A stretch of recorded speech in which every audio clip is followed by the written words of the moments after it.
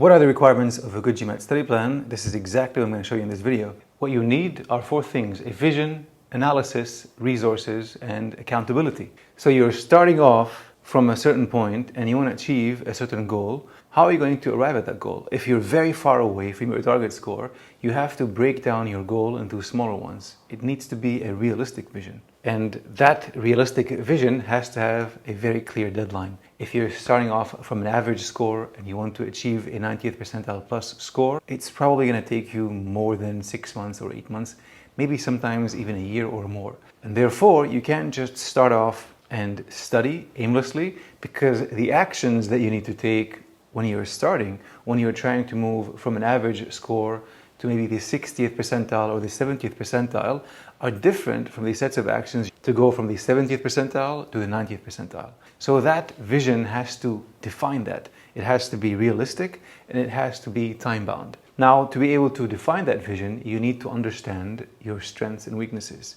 analysis.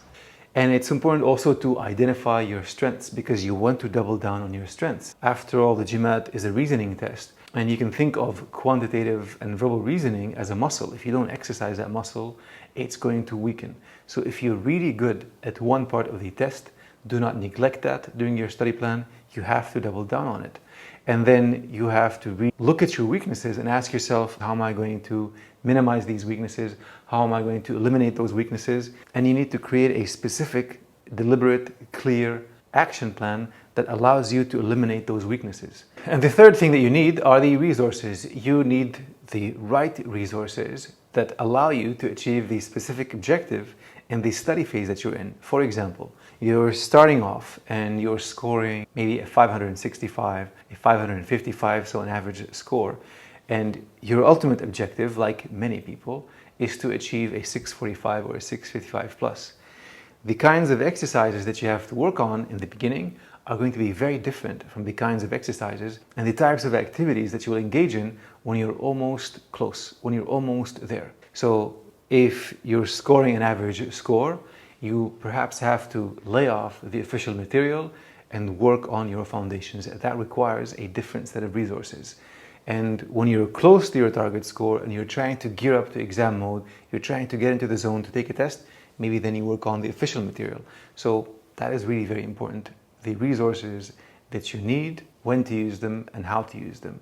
And the last step is accountability. When you're sitting down to prepare, when you're studying, you have to be really clear about the purpose of why you're solving a certain kind of exercise, why you're watching a video, why you're taking a mock test, why you're doing time drills, the weaknesses that you're trying to eliminate, the strengths that you're trying to double down on, have to be in mind. They have to be present.